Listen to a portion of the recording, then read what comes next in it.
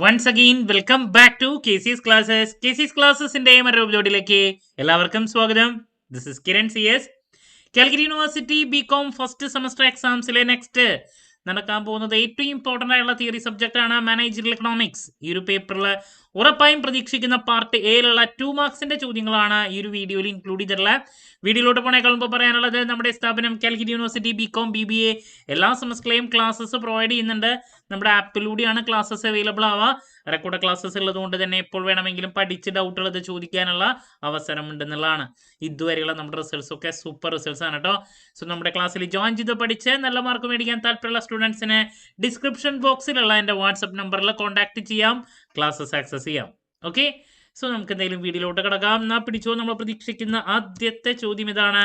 First chapter ബേസിക്സിൽ നിന്ന് managerial economics എന്താണ്, managerial economics എന്താണ് ചോദിക്കാറുണ്ട്. പിന്നെ ഫീച്ചേഴ്സിൽ പല ഫീച്ചറും ഉണ്ടെങ്കിലും അതിൽ നമ്മൾ മാനേജറിയൽ എക്കണോമിക്സിനെ പ്രാഗ്മാറ്റിക് എന്ന് പറയും. പ്രാഗ്മാറ്റിക് അതെന്തുകൊണ്ടാണെന്നുള്ളത് എടുത്ത് ചോദിക്കാറുണ്ട്. അപ്പോൾ മാനേജറിയൽ എക്കണോമിക്സിൻ്റെ ഡെഫിനിഷൻ്റെ മീനിങ്ങും കാര്യങ്ങളൊക്കെ നോക്കി വയ്ക്കുക കേട്ടോ. അതാണ് ആദ്യത്തെ സജഷനായിട്ട് പറയാനുള്ള. നെക്സ്റ്റ്, ഡിമാൻഡ് എന്താണ്, law of demand. Law of demand, പിന്നെ ഡിമാൻഡിൻ്റെ ടൈപ്സ് നോക്കി വയ്ക്കുക. ഇപ്പോൾ ക്രോസ് ഡിമാൻഡ് അല്ല, പലതരത്തിലുള്ള ഡിമാൻഡ് ഉണ്ട്. എക്സാമ്പിൾ ഇട്ടൊന്ന് മാത്രം, അതിൽ ഏതെങ്കിലുമൊക്കെ എടുത്ത് ചോദിക്കാറുണ്ട്. പിന്നെ ലോ ഓഫ് സപ്ലൈ നമ്മൾ പ്രതീക്ഷിക്കുന്ന മറ്റൊരു ചോദ്യം. ദെൻ ഏറ്റവും ഇമ്പോർട്ടൻ്റ് ആയിട്ടുള്ള ഇലാസ്റ്റിസിറ്റി ഓഫ് ഡിമാൻഡ്. അതിലെ ടൈപ്സ് നോക്കുക, അതിലേതെങ്കിലും ഒരെണ്ണം എടുത്ത് ചോദിക്കാം. ഇലാസ്റ്റിസിറ്റി ഓഫ് ഡിമാൻഡിലെ ടൈപ്സിൽ ഇപ്പോൾ ഇൻകം ഇലാസ്റ്റിസിറ്റി ഉണ്ട്, പ്രൈസ് ഇലാസ്റ്റിസിറ്റി ഉണ്ട്, അഡ്വർടൈസ്മെൻറ്റ് ഇലാസ്റ്റിസിറ്റി ഉണ്ട്. അപ്പോൾ അതിലേതെങ്കിലുമൊക്കെ നമുക്ക് എക്സ്പെക്ട് ചെയ്യാം. നിർബന്ധമായും പഠിക്കണം. അതാണ് നെക്സ്റ്റ് സജഷൻ. ഇനി നെക്സ്റ്റ്, ഫോർവേഡ് പ്ലാനിങ് എന്താണ്. ഫോർവേഡ് പ്ലാനിങ് എന്താണ് ഒരു പ്രാവശ്യം ചോദിച്ചിട്ടുള്ളൊരു ചോദ്യമാണ്. അതുപോലെ തന്നെ ഗുഡ്സിനെ റിലേറ്റ് ചെയ്തിട്ടുള്ളൊരു ചോദ്യം, ഇൻഫീരിയർ ഗുഡ്സ്, അതുപോലെ തന്നെ നോർമൽ ഗുഡ്സ് ചോദിച്ചിട്ടുണ്ട്. നോർമൽ ഗുഡ്സ് എന്താണ്, ഇൻഫീരിയർ ഗുഡ്സ് എന്താണ്, ഡ്യൂറബിൾ, അതൊക്കെ നോക്കി വയ്ക്കുക കേട്ടോ. മറ്റൊരു പ്രാവശ്യം ചോദിച്ചിട്ടുള്ളൊരു ചോദ്യമാണ് കേട്ടോ അത്.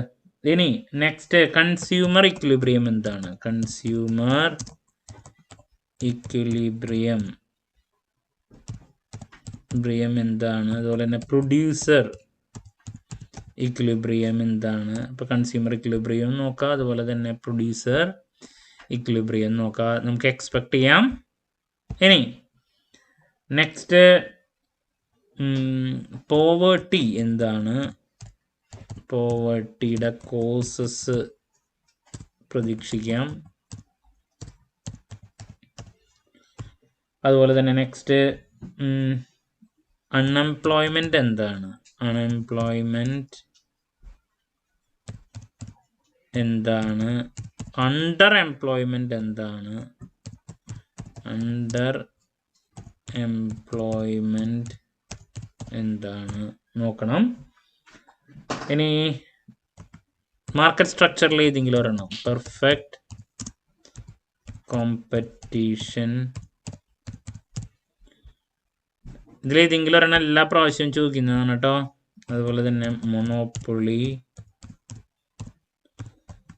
then monopolistic competition,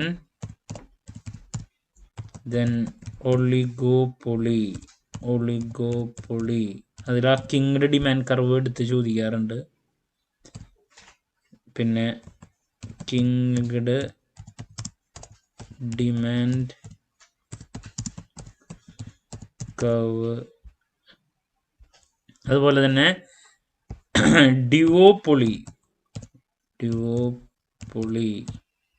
ഇതൊക്കെ മാറി വരാറുള്ളതാണ് കേട്ടോ. നിർബന്ധമായും ഇതിൻ്റെ കൺസെപ്റ്റ് നോക്കി. പ്രൈസ് ലീഡർഷിപ്പ് അണ്ടർ ഈ പറയുന്ന ഒളിഗോപ്പൊളി ചോദിക്കാം. അപ്പോൾ മാർക്കറ്റ് സ്ട്രക്ചറിൽ ഇതിനെ റിലേറ്റ് ചെയ്തിട്ടുള്ള ഇത്തരം കാര്യങ്ങളെ റിലേറ്റ് ചെയ്തിട്ടുള്ള ഒരു ചോദ്യം ചിലപ്പോൾ 2 ചോദ്യങ്ങൾ വരെ എല്ലാ പേപ്പറിലും വരുന്നതാണ്, നിർബന്ധമായും പഠിക്കുക. നെക്സ്റ്റ് FDA എന്താണ്, WTO എന്താണ്, നേരത്തെ പറഞ്ഞ പോലെ പ്രൈസ് ലീഡർഷിപ്പ് എന്താണ്, ഇതൊക്കെ നമ്മൾ നോക്കേണ്ട കാര്യങ്ങളാണ്. പിന്നെ IPR intellectual property rights, intellectual property rights ചോദിക്കാം. ഇതിനായിട്ട് മുമ്പ് ചോദിച്ചിട്ടുണ്ട് കേട്ടോ IPR. Then next, any two reforms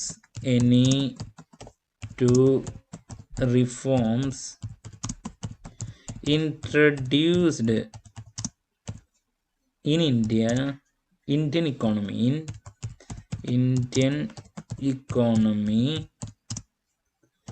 since 1991. Okay,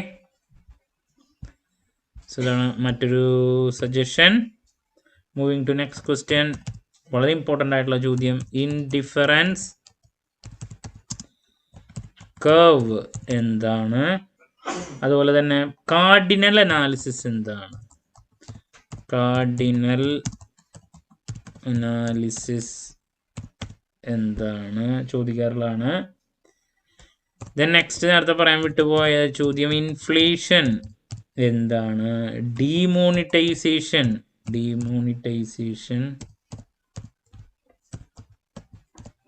എന്താണ്, പിന്നെ LPG അതിലിപ്പോൾ LPGയിൽ ലിബറലൈസേഷൻ, പ്രൈവറ്റൈസേഷൻ 3 ചോദിക്കാം. ലിബറലൈസേഷൻ ഞാൻ എല്ലായിടത്തും പറയണില്ല, LPG എഴുതിയിട്ടുണ്ട്. പ്രൈവറ്റൈസേഷൻ, ഗ്ലോബലൈസേഷൻ, ഓക്കെ, അതിലേതെങ്കിലും ഒരെണ്ണമൊക്കെ എക്സ്പെക്ട് ചെയ്യാം. ദെൻ പ്രോഡക്റ്റ്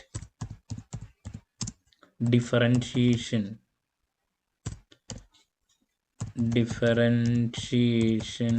എന്താണ്, പ്രോഡക്റ്റ് ഡിസ്ക്രിമിനേഷൻ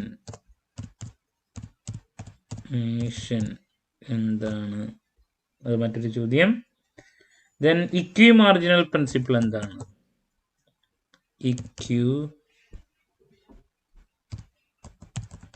മാർജിനൽ പ്രിൻസിപ്പിൾ എന്താണ്,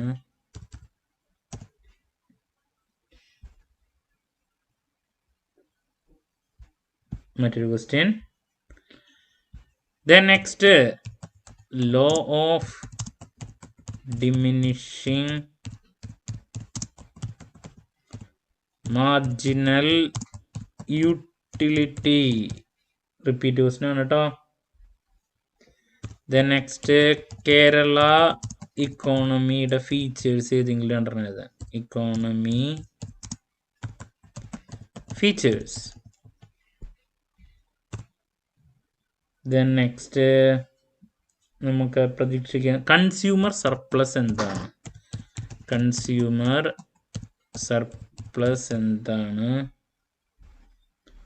then law of diminishing marginal utility പറഞ്ഞു, മാർജിനൽ യൂട്ടിലിറ്റിയും പ്രതീക്ഷിക്കാം.